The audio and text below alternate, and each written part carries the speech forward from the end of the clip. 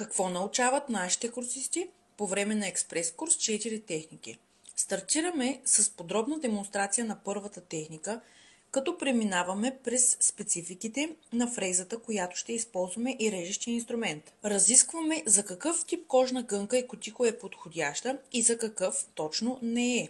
Разбира се, не пропускаме да отбележим тънкостите на подготовката на нокътната плочка за максимална издръжливост на материалите и полагането им. Идва ред и на нашите курсисти да опитат техниката, като я отработят върху един пръст на отсрещният колега.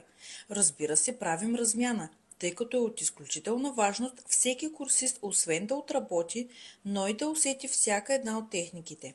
И да се убеди коя е най-любимата и подходяща за самият него.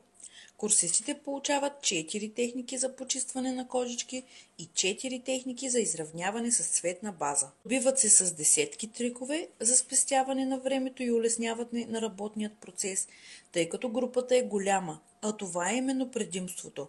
Повече въпроси, повече ситуации и повече типове ногти и кожи.